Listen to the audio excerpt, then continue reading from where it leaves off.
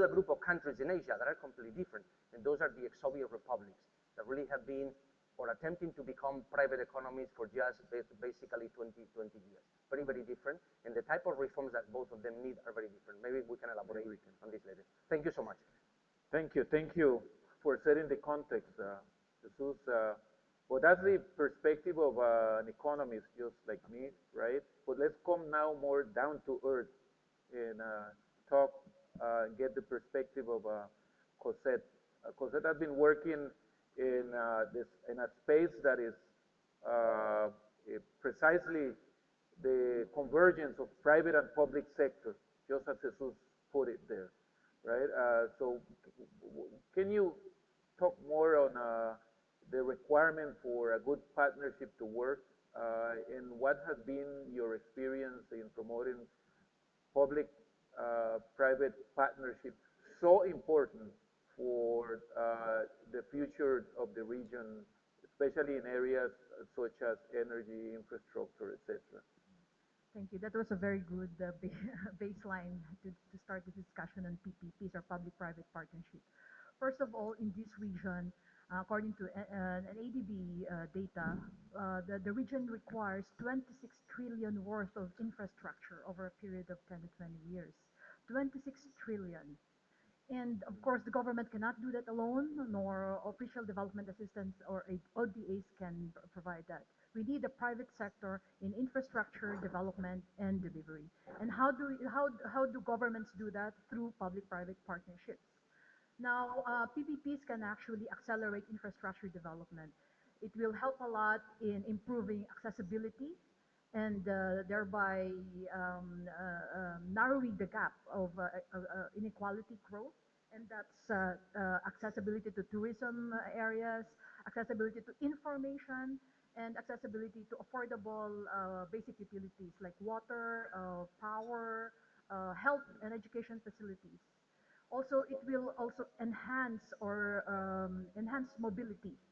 Again, in highly urbanized areas, you need the infrastructure, huge infrastructure, metros, roads, to enable workers to go to their place of business and to go back to where they live. And also, of course, as I mentioned earlier, that will also provide, you can use PPPs to provide social protection in using private sector innovation and expertise in constructing health facilities, for example, and educational facilities. And then by imposing service levels, you can use private sector to build disaster resilient infrastructure. And then, of course, you can use also PPP to cross over to the digital age. In the Philippines, we've had several PPP projects, not only in economic infrastructure such as roads and bridges. We rolled out projects in the health sector, building hospitals, modernized hospital, and educational facilities. We also use PPP actually to build the information, the IT infrastructure, or to digitalize some parts of the government, which is very critical in, for example, in sending workers abroad. And then, what do investors want? Not dissimilar to what this is said. They want a predictable environment, an enabling environment. This one I always like to use this because it's so encompassing. An enabling environment for private sector engagement. What does that mean? First of all, you have to de-risk the country. You have to make sure that ease of business is easy. Registering a new company, coming in, no barriers, no nationality restrictions in owning certain parts of business or in a particular country. Second, repatriation of capital. That they look, because they're going to bring in foreign investors. They're going to bring in huge capital, and they want to make sure that they'll be able to bring the capital out of the country. And then you have to de-risk the PPP program. When you say de-risk the PPP program, you need governments would need a central coordinating unit. Again, that is the role of the PPP Center in the Philippines, to bridge what the government can provide to the private sector and vice versa. And then, of course, with that coordinating unit, you need to come up with policies that would enhance processes, policies and sectoral reforms. And of course, there needs to be a clear institutional roles or arrangements between various parts of governments and the private sector. And lastly, of course, the de-risking of projects. And how do you do that? We have, of course, the multilateral development institutions that could help in de-risking certain projects that are not bankable to the private sector. So those are the few things that I can I can think of right now, but probably we'll have an engaging. I'm hoping for an engaging discussion later on. Thank you very much, Cosette. We'll come back to you. We heard a lot about this morning about the importance of innovation in moving to the next stage, the increase in what I mentioned before, the total factor productivity, which is a lot. It has to do with using new ways of mixing, blending the factors of production. And so, Manop, you've been there, as I said. You're not been there in the theoretical space, but trying it, with a number of experiments, a number of companies that you have created. And there's this very interesting initiative here about Thailand 4.0 that was talked about this morning. Can you elaborate on this, your own experience? What is required for moving the needle on innovation, and perhaps update us on what Thailand 4.0 means? All right. Very good morning, everyone. My name is Manop. A lot of people know me as like a nerd. So actually, I came from the engineering background. So the fortunate thing happened to me was then 1990 at early when I tried to get a more advanced program to further my study. And I found it very, very exciting and very, very enlightening to go into a technology area. That's why I got an opportunity to broaden my degree abroad in Canada. Since then, I've been very much focused on career path in engineering. When I compare back with my school colleagues, back then it was less than 1% that pursue their education in engineering. Probably by now they are already gone into different segment or services. So I adhered to engineering and became nerd. So I was a chip designer, and it was a fortunate thing that I had been in the semiconductor segment where telecommunication has started advancing into internet and booming to a lot of advancement in CPU, microprocessor, semiconductor industry. This is the only segment that contributes to low inflation and keep the inflation very low. I could say that semiconductor is the only segment that kept the inflation low, because we're doubling the CPU twice the power every 1.5 years. This is like 100% processing power given to you without cost increasing. So this is a very starting of my career. I spent quite a bit of time in North America, hopping between companies and companies. But reflecting back to what I have done to the country, I haven't done anything. So it was a stroke of luck. I guess I got a RBD invitation of reverse brain drain program. That really helped to set the tone for me to return and set some enterprise that I've been long for. As an entrepreneur, I set up a reverse brain drain program incubation office. It was a boom day for industry, but then that was a bust in the internet bubble. So instead of returning from the RBD program and work in the Silicon Valley, I decided to becoming an entrepreneur myself. And that was the start of the contribution I think I have done the best for me and the country. However, looking back, I think 15 years ago, I still there's a lot I can the government or the private can do to accelerate the same kind of concept, the company that I ran. A lot of things I think Thailand has been progressing in from the middle income trap into trying to escape. It's actually I can relate to what I run the company with the innovation, because to get out of the low income to middle income, people have to progress in terms of productivity and have an advanced program or in science and technology. I think this is the only key to help the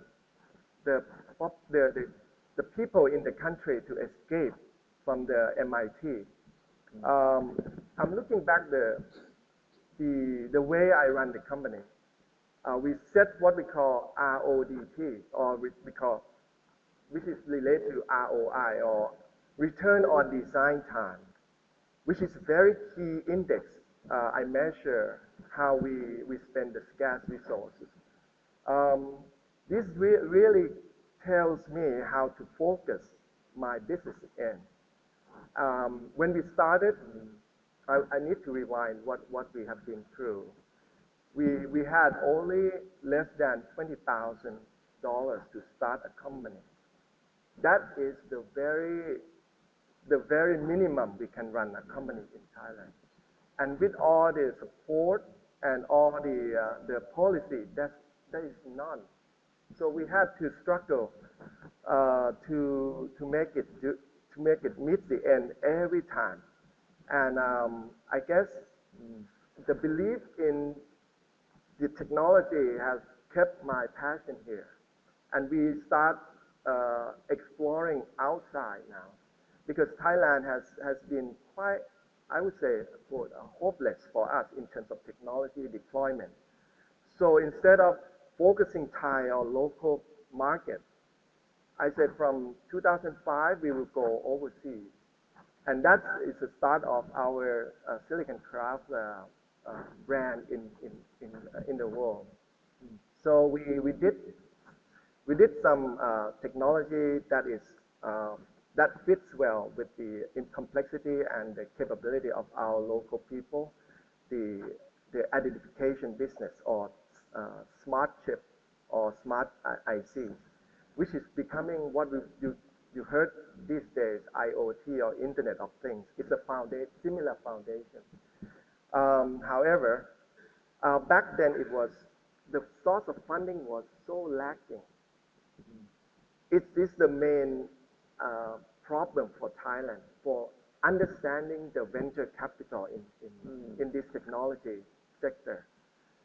We probably the only one that survived in these businesses. So the funding was so scarce, and the venture capital we found was only one in 2006 that we have been invested by or injected fund by the government DC, and this is probably help us to make a progress to international market. But it has been 15 years for me to create a similar company like this. Having we got the funding, the source of funding, it could accelerate or leverage our business faster. So going to the root cause of the issue, I would say the lack of funding is part of it, and the lack of promotion from the local captive market is one big item that I think really drive away the innovation. So these days, the Thailand Industry 4.0 that they try to promote by the the government. I think it's good. I think this is the right direction. Thailand needs it very most at the moment because we cannot live with the segment which we call industry 3.0 anymore. We have to upgrade our labor into technological development. We have to have a science and technology program put in place, which I think we still don't have enough. I found these days I have to go through Vietnam, Philippines to find resources. It's a scarce resource, and we haven't succeeded in that. So I hope hearing from this session, I would really share with you how I've been through. And the thing is, the government has to do much better in the science and technology area. Thank you, Manop. This is a perfect setting, I think, for Shuji to come in now as an institution that has been promoting the development of private sector. And we hear some of the needs of the private sector, and particularly in PPPs, in promoting innovation. Can you tell us a bit about the approach of ADB in promoting private sector? And what are the areas of our focus? If they have any differentiated approach in the region? What are the priorities currently for ADB in stimulating the development of a private sector? Yep, thank you, Marvin. This is working. Yep. So I'm working on infrastructure financing. So it's slightly different from innovative and cutting-edge world of Manop. Maybe equally nerdy because I also have an engineering background. But anyhow, so infrastructure. So ADB's private sector has a focus on infrastructure. I think it's because infrastructure as such will be the basis for inducing further private sector investment. Plus, investment of private sector into infrastructure is also important given the huge needs and the constraint of the government funds as mentioned by Cosette. Infrastructure has several characteristics. I think one is the inherent public sector element. Jesus has already mentioned that any private sector activities would have coordination factors with public sector. I think infrastructure is an extreme example of area of that. It's how you define, but if any infrastructure projects or financing will have some PPP element, I would say, because infrastructure has a public, national, or regional public goods elements. And the coordination of the public and private sector thing, I'll get back to that. Another characteristics of infrastructure is the needs of upfront capex, so that the funds for the initial investment should be funded somehow, although the good infrastructure projects will generate return over a very long period of time. Now, in an ideal world, if the project makes sense financially, the private sector investors should be able to have access to funding for such investment. However, the real world is something different, and the issues or hurdles they have differ from place to place. For instance, I've been working on Myanmar for several years. In Myanmar, long-term financing is simply not existent. So local banks, there is no banking market. There is no long-term financing. The deposit is only a term deposit, like up to 1 year or so on, so that they just cannot extend any long-term loan.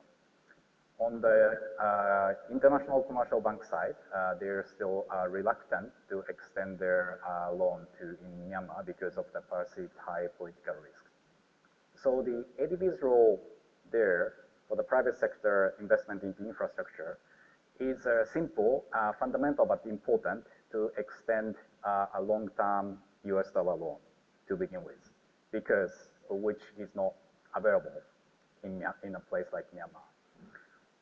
Another thing we often do is to provide a guarantee for political risk.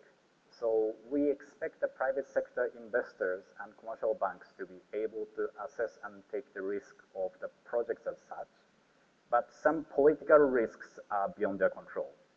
The risk of war, expropriation, political instability, if the government is going to honor the contract and so on.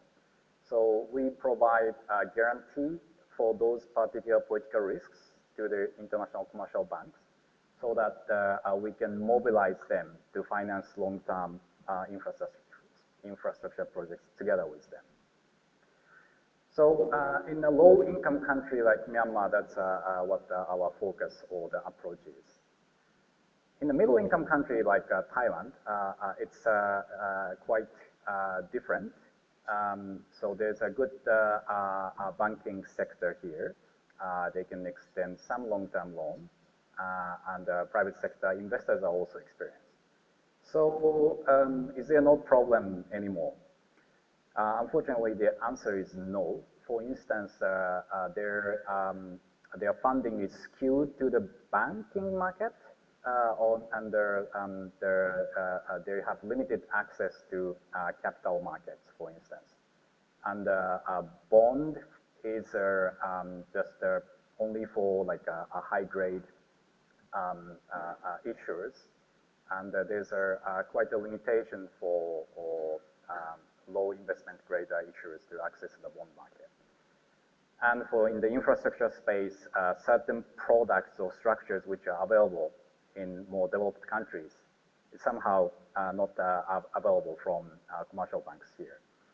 So it's not as straightforward as a local income country like Myanmar, but there are needs for certain intervention in a middle income country like Thailand. What we do is, for instance, to extend a bond guarantee to raise the rating so that the low grade issuers can also have access to the capital market.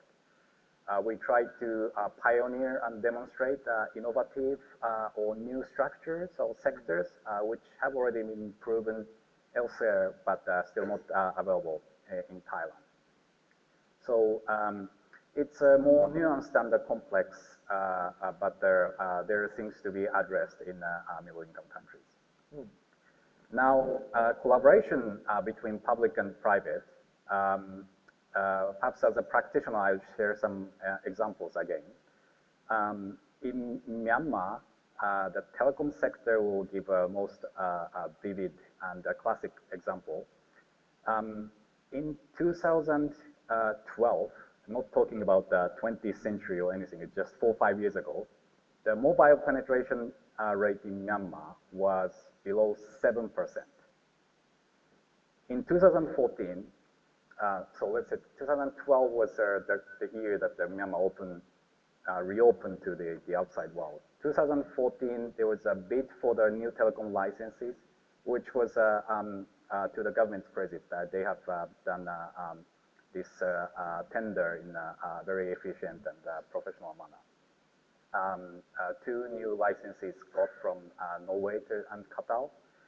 And 3 years later now, the penetration rate is estimated to be about 90%, from 7% to 90%. So this gives an example how the potential of the private sector can be unlocked with the right policy from the government at the right point of time in the right manner. Another example, as my last point, in the middle-income country context is, I would say, a renewable energy sector in Thailand.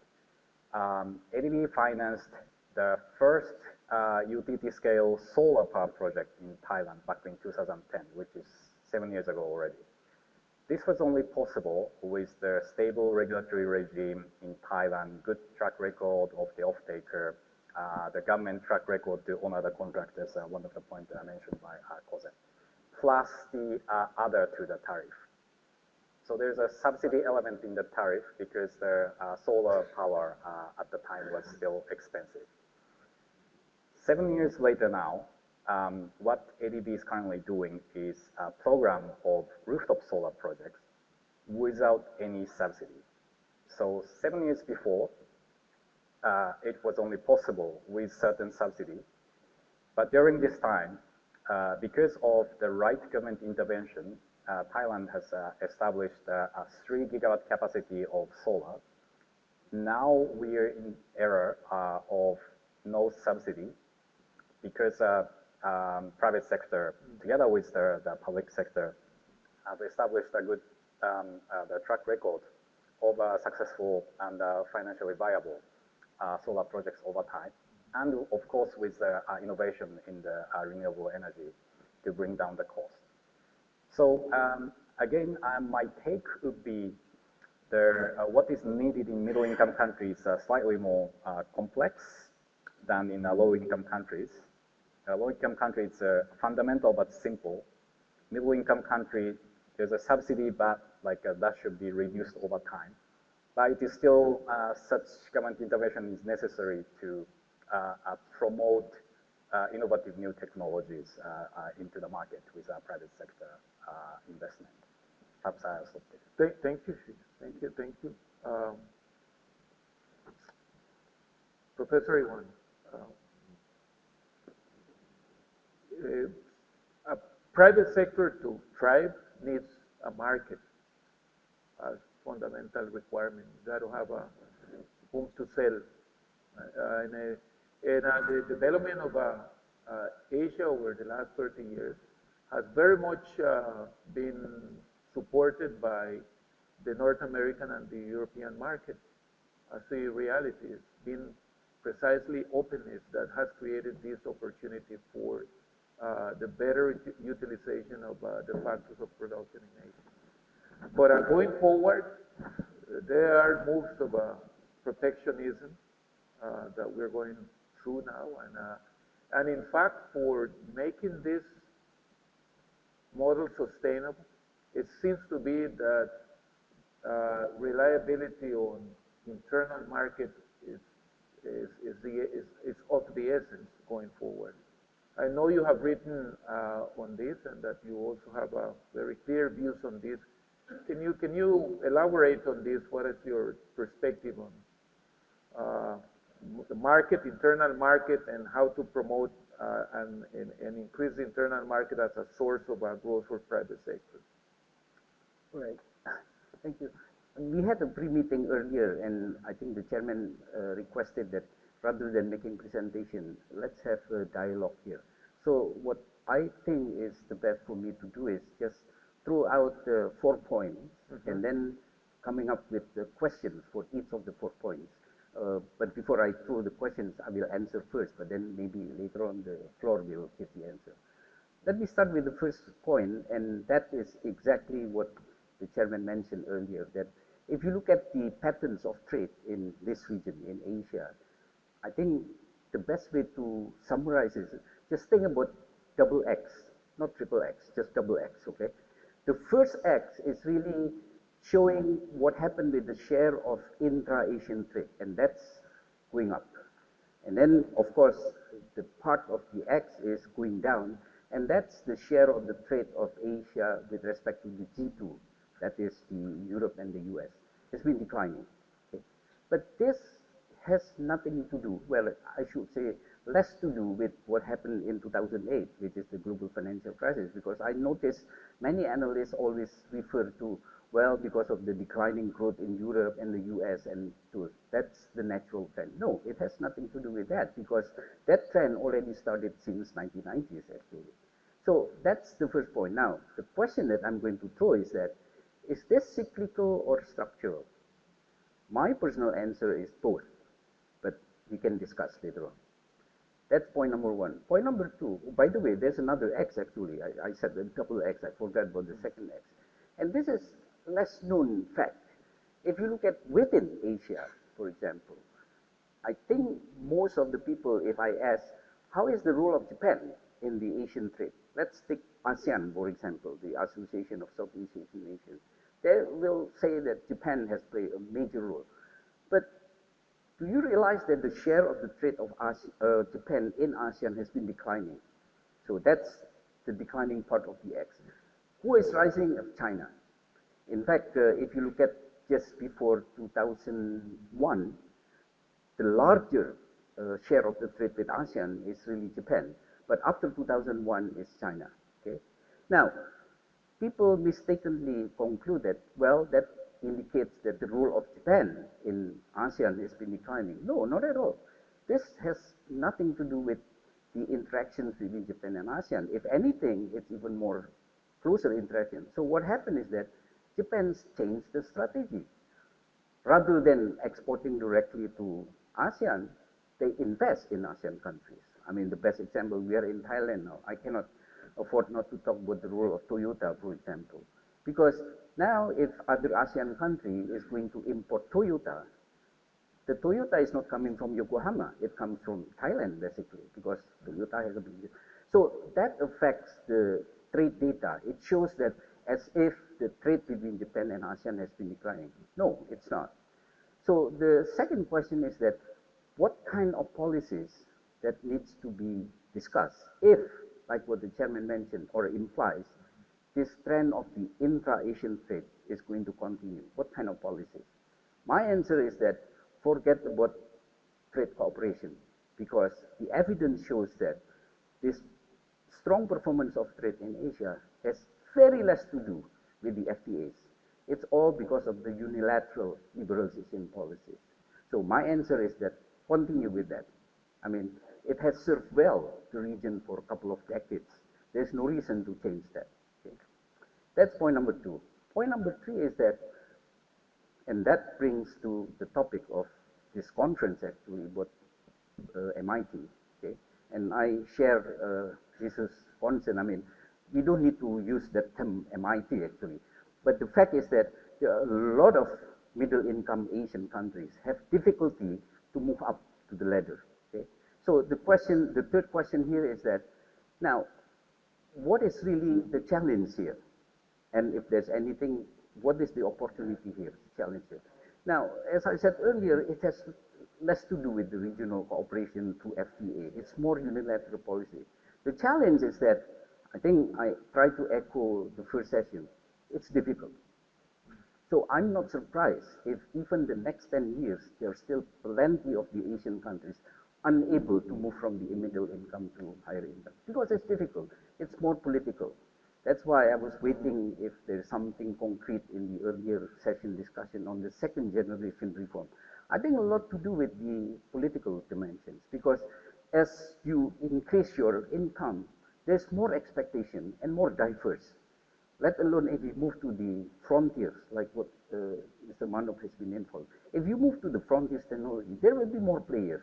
There will be more. So the challenge for the policymaker is how to manage the coalition of this. And that is very difficult. And I'm not too optimistic about that. But again, that's a point that I want to throw to the audience. Thank you. Thank you very much. I think it's an excellent moment to transition to, I have some other questions here for the panelists, but I'm sure that you're also waiting for a moment to attack the panel with your questions. So this is the moment. Take advantage of it before I continue. Yes, questions from the audience? Yes, please. There are also questions that have come through Pigeonhole, and I will try to see if we can entertain some of these interesting questions as well. But in the meantime, please identify yourself and ask the question if it's to one of the panelists, or if not, just put it on the table for any of them to pick it up. All right, thank you. Paul Vandenberg. I'm on leave from ADB, currently working in the economics department at Thamsirianunt University. I find the discussion both in the first panel and this panel a bit all over the place, and I'm just wondering whether we actually know what middle income trap is and we're focused on it, because I think it's about, as some of you have said,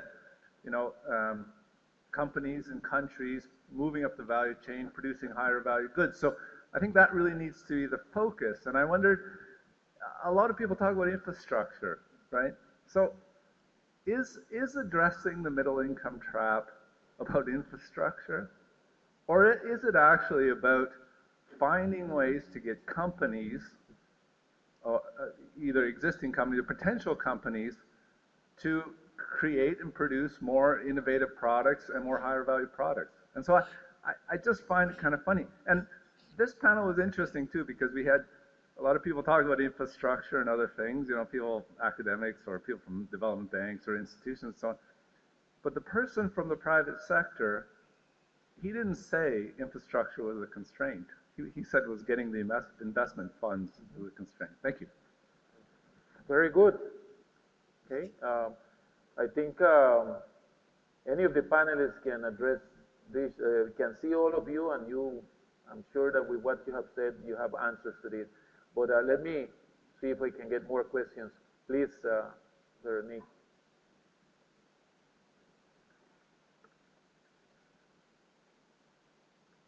I'm Veronique Salzerzac from IED.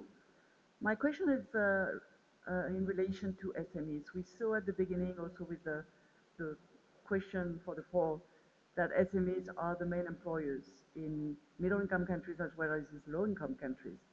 And we also mentioned that to avoid the so-called middle-income trap, or at least to avoid the slowdown in the economy, you need to favor productivity, added value, innovation, access to technology. What type of policies need to be put in place, and what type of financing need to be put in place to help SMEs access innovation, financing, access international or regional markets, integrate regional value chains? Because very often, policies are more aimed for larger companies than for small and medium enterprises. Excellent. One more question. Yes, please.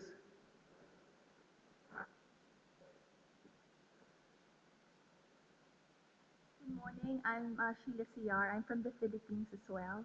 I have a question I'm from the Philippine Institute for Development Studies, and I have a question for Ms. Cosette Canilao.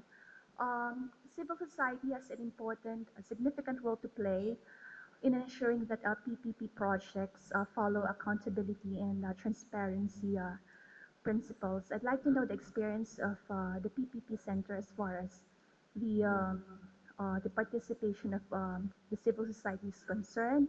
Has this been advantageous, and do you see any downside or risk? Thank you.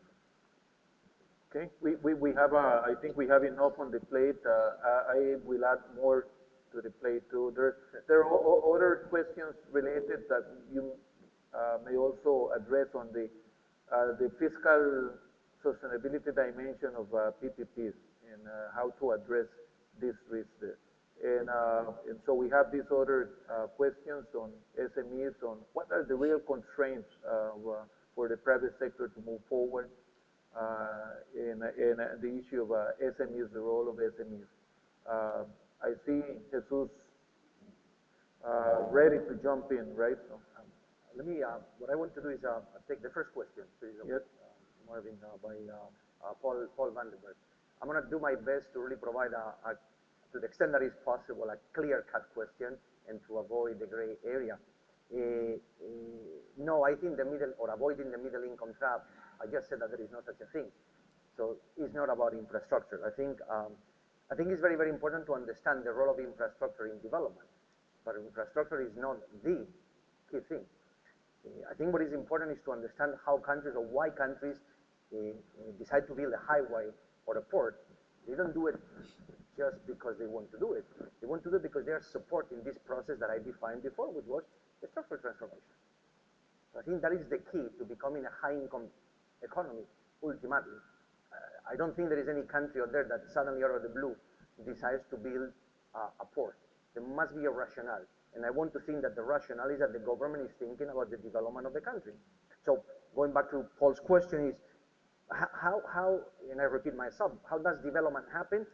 And the best way to answer the question is by looking at the structure of production and exports of low-income or middle-income country and a high-income country. And you will see that when you do this at a very disaggregated level, you see a very, very clear and stark difference. And that is, what do advanced economies produce?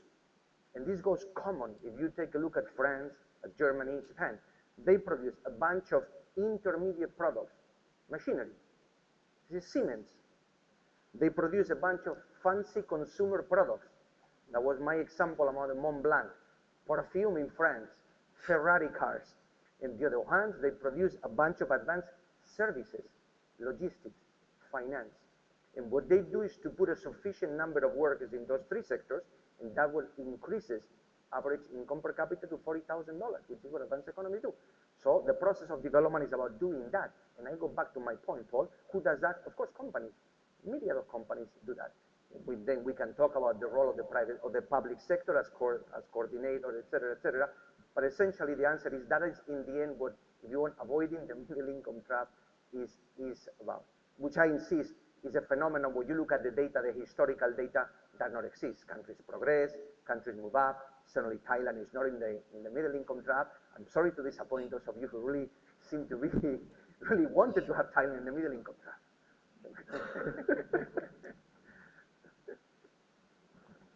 PPPs. Yeah, so, I'd like to touch also on the first question. Infrastructure may not be the key area to push to become a high-income growth country or market, but it's one of the reasons why it's not going there. Like for example, in the Philippines, the traffic, the congestion in the Metro Manila area, Greater Metro Manila area, lowers productivity by about 2.4 billion daily. So do we just don't do anything about that? If you are going to move forward, if you're going to develop a similar Silicon Valley innovative location, for example, in the Philippines or here in Thailand, won't you need a broadband that can actually nurture that? I think infrastructure is still needed. And it is needed, and it's still a key to growing the economy of the country. So that's why I suppose it's part of this. It's part of this, right? And then for the second questions about the question on transparency and monitoring. In the Philippines, all PPP transactions are actually provided to contracts are provided to both the houses, the Congress, and also to the Office of the President. So it's and with the passing of the Freedom of Information Bill, the PPP Center can provide information to whichever party that provides it. Now, again, in a public-private, what's good about a properly prepared PPP project is that the KPIs, the service levels, or the outcomes, the outcomes that the private sector proponent need to comply, are actually in the contract. So the challenge now for the Philippines, where it's a far more advanced market for PPP, is to actually implement a working monitoring system, whereby the outcomes are monitored by the government, which is another issue because government has most governments have issue on capability capability issues in putting together a good PPP program and project. Now for the fiscal state, for the contingent liabilities, I think that's more like, that's why we need to have for markets that are doing PPPs, there also needs to be put in place an effective monitoring system that could actually help the finance ministries in managing and monitoring contingent liabilities. Again, it goes back to the structuring of contracts, of PPP contracts. So you don't want to have PPP contracts that a lot of hair triggers. And that's why you need, again, governments need inputs from experts, from experienced advisors on how to properly structure projects such that contingent liabilities are monitored easily and at the same time there are not too many hair triggers in the contract. Let me turn back now to Manop and to Shuji.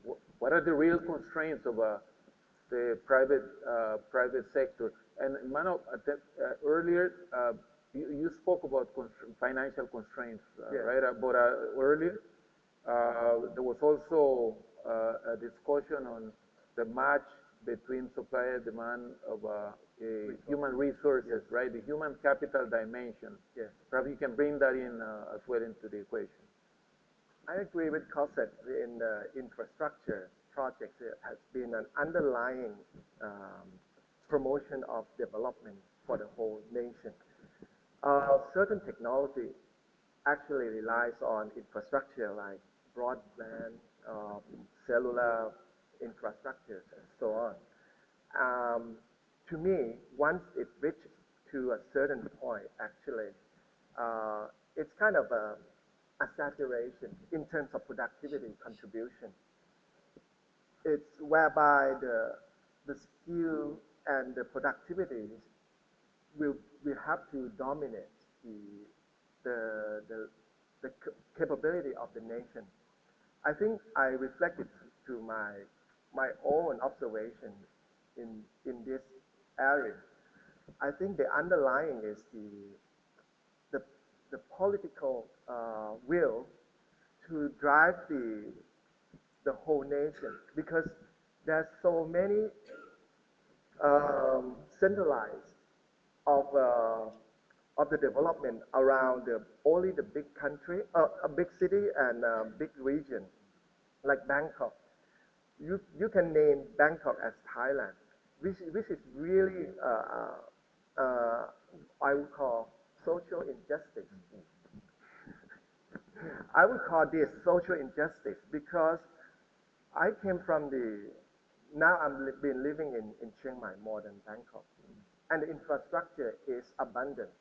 I don't mind staying there and work from internet, and I hardly have a barrier to access to technology or finding ways to develop my product there. So infrastructure is, when it reaches certain point, people can thrive, can adapt and innovate. The whole issue is, do we have enough resources to leverage this infrastructure, which is the fundamental issue for Thailand. Nowadays, we can see engineering students actually decline to go further in their education in engineering, which is totally something I think going wrong. When you want to make an innovation product, it needs what we call STEM, or science, technology, engineering, and math. But we have a lot of the students departing from these areas for advanced degree, which is really a crisis. I talked to my co-founder, who is a professor in university. He said, we have more professors than the students now. We are in trouble. And what does the government do to rescue this? They said they have to go out and promote the faculty by themselves to lure the overseas students to come in. Is this the real challenge for them? Or is it a problem, a fundamental problem of the middle income trap? Because we don't have enough resources, and the government didn't pay attention to this issue at all. I think fundamental is the resources issue in the science and technology area. The second is government has no political will to intervene this. Basically, I would say that if government initiates the program to foster the collaboration between the private and the university program, this is a good start. I observe a lot of labs in Stanford University, in MIT, or in Berkeley. they really work closely. The professor work with the private sector, and the private sector contribute into the lab funding, innovation program, so on and so forth. We have no existing like this in Thailand. So this is a clear separation between the high income and the low income or middle income countries policy making. And I have to say that I have to voice more in many forums, but the problem stems on the political will to change it. If they have a good leadership to attack the issues and really implement the issues like executing the program to leverage the knowledge and skill workers, we would have no what we call a middle income trap. It won't be existent, you know. I myself can say that everyone in my company has to contribute $1 million per year. Have we reached that? We have reached.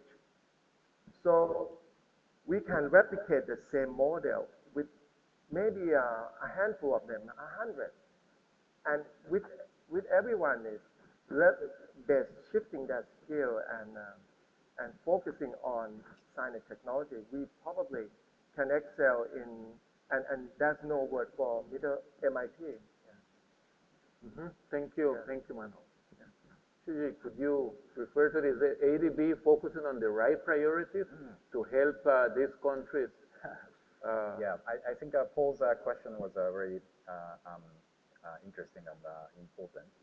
I can say several things about it. So I can comfortably say that there is some fundamental infrastructure for countries to take off. I mentioned the telecom in Myanmar, and without serious investment in telecom sector in Myanmar, could Myanmar take off the ground? I think the answer is no. But then coming to the MIT, if and how much additional investment in infrastructure is needed in Thailand for Thailand to become a developed country, frankly speaking, I don't have a clear answer to that. As Kun Manop has mentioned, it's it can be called a social injustice. Some of the issues are quite serious, and it's beyond the joke because in many Asian countries, urbanization will be a major issue with millions and millions of increasing population in urban areas in the next several decades. So without addressing urban infrastructure issues, for instance, can Asian middle-income countries become developed, real developed countries? I'm quite doubtful. But if the developed countries now have better infrastructure just because they are rich and they can afford to, so is that just a correlation? Or if there's causality in investment into further quality infrastructure for middle-income countries to become advanced economy, I cannot point to a particular causal link, to be honest. Another aspect here is the growth path each middle-income country could take.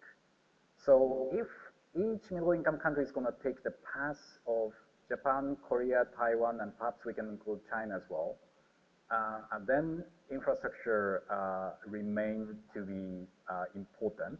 Because if you're to focus on the manufacturing sector, stable supply of electricity at a competitive cost, a supply chain, roads, efficient port, overall transport, energy, infrastructure will be crucial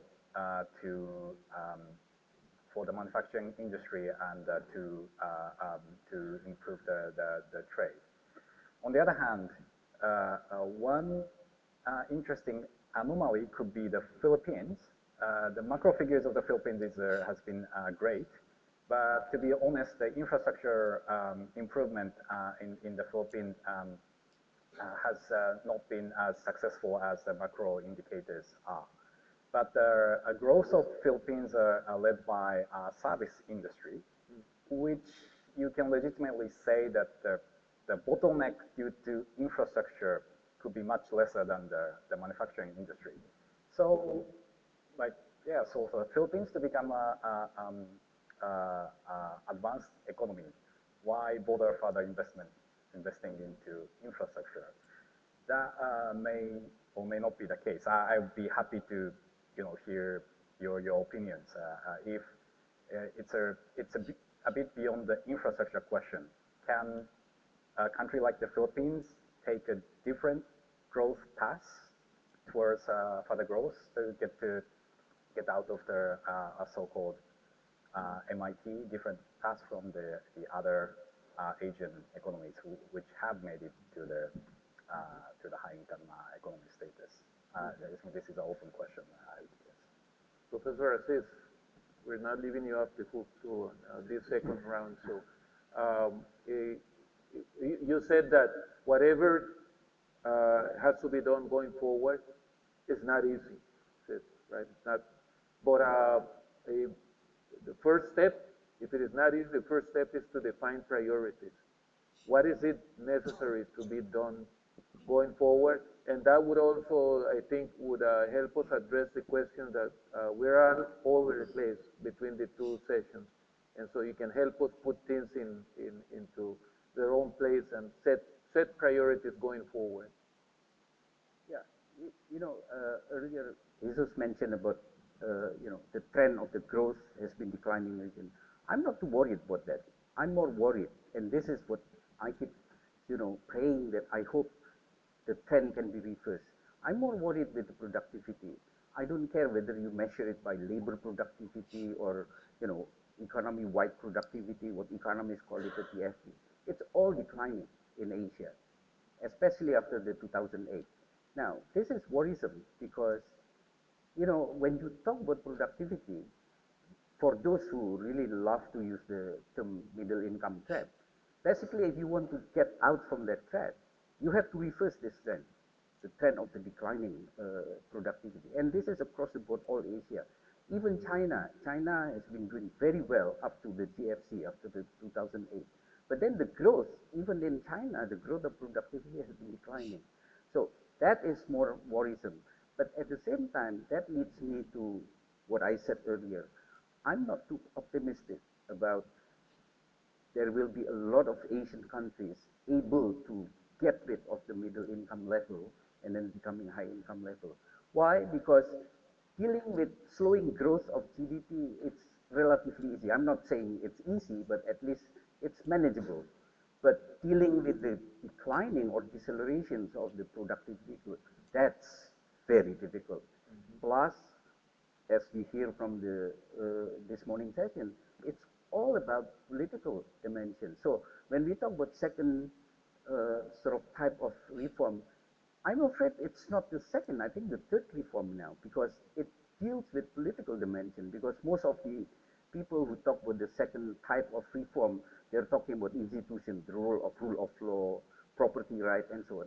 I'm afraid it goes beyond that now, if you want to move from the middle income to high income. Because as I said earlier, as your income increase, your expectation is also increase. Not to mention there will be more players, especially if you're a democratic society, there will be more players. Now, the challenge for the state, for the policymakers, is how to manage this. And that is very difficult. I'm not too optimistic, but I really hope I'm wrong.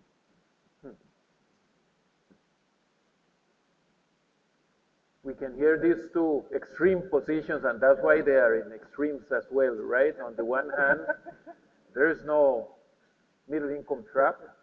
On the other, it is difficult to continue moving forward because of, especially as Professor Assis said, the difficulty of increasing productivity. It's not about the rate of growth of GDP, it's increasing productivity. And on the other hand, I should add that this is not a static process. Yeah. And to make this transition, like in South Korea, in less than 20 years. But that is absolutely fallacious, because what you are really avoiding is talking about what is the historical experience of 200 countries in the world. So it's a discussion that I have with several colleagues of ours in the bank. What was the first country in the world to become a middle-income country? That was Holland in the early 1800s. How many years it took Holland to traverse the whole middle-income segment? 128 years. So now we are talking about a country like Thailand that has been about 30 years, a middle-income country. If we are criminalizing it, or China, really, we're taking things out of context. How is it possible that China, that is the country that made the low-income transition, the low-income country, the fastest in history, that is going from $2,000 to $7,000 in 17 years, the fastest in history. But suddenly now, we're really saying, it's trapped, or it's hard to be trapped. Honestly, I don't really understand what that means. That's point one. Point number two, what has happened, going back to the point of the financial crisis, is that growth all over the world has declined since 2008. And I said at the beginning of my intervention, there are two effects. One is the direct effect of the financial crisis. But there is another effect, which is, I think I mentioned it before, which is, how many of you really would expect that the region would continue growing at 10% ad infinitum? Why? But it doesn't happen. So what happened is that if you start looking at what we were saying 20 years ago about why Asia was growing fast, the reasons were, we are putting kids to school, the region is becoming more open, financial markets are integrating. What do you think the region has done? All that has taken place. So what we are observing is that we are running out of steam from that point of view. But by the way, the region continues registering the highest growth rate in the world. So it is true that China went from 10% to 6.5%. But what European countries go at 6.5%? So the differential remains. This is not to say that some of the points raised are absolutely clear and concerned. And I have concerns. In other words, the dilemma of development is, let me simplify the stories, how you go from producing this ball pen to my famous Mont Blanc. And that is not so easy. And that is about productivity, etc. But I think I'm very, very optimistic, and I think I would like to close the gap with one. With one. Thank you so much. Okay. We'll see at the end. We still don't know. Cosette, please.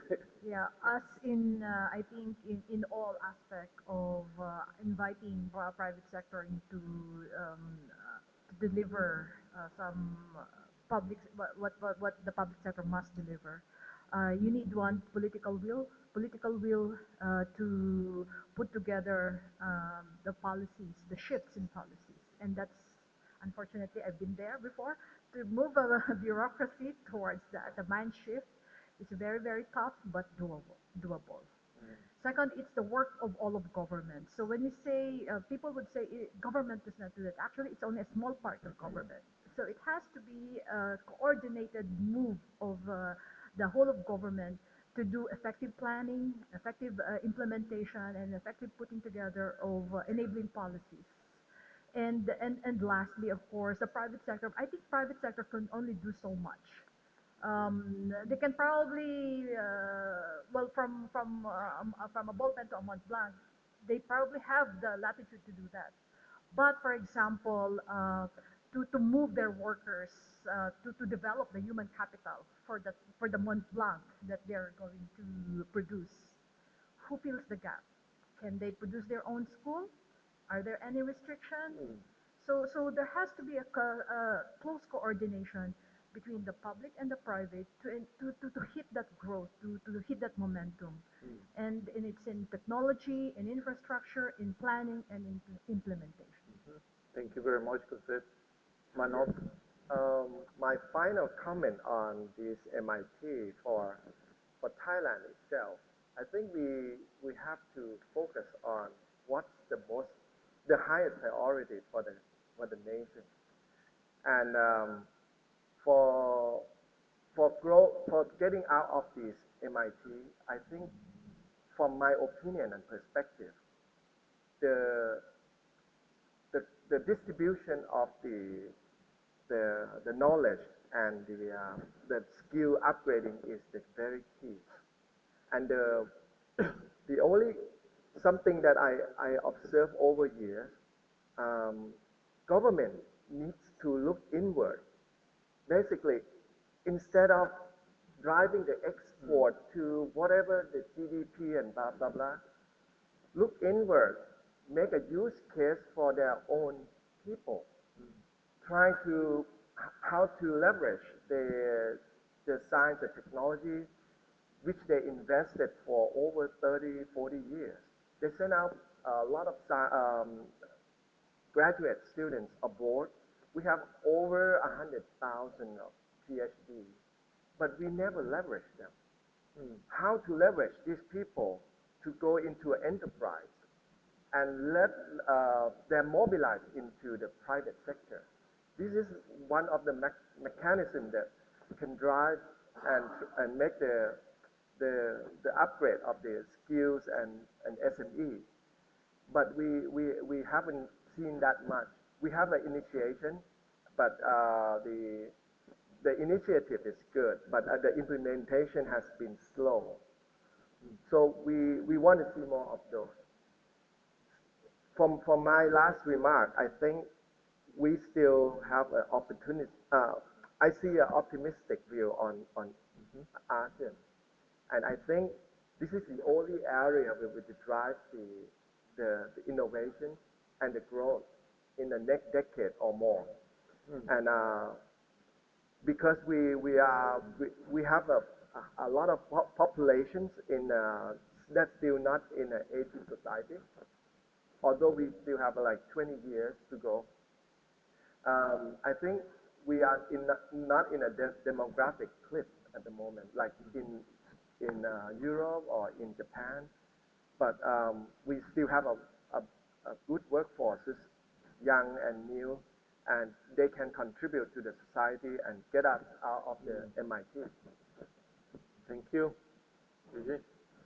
Yeah, I think I've talked more than enough about specific example in infrastructure, so I'll try to make some general final comment about the public sector, private sector collaboration. I think there are things which can leapfrog and things which cannot. The telecom example I mentioned, you can leapfrog from one place to another. What you cannot leapfrog, one of the key things would be investor confidence in the context of private sector development or private sector investment.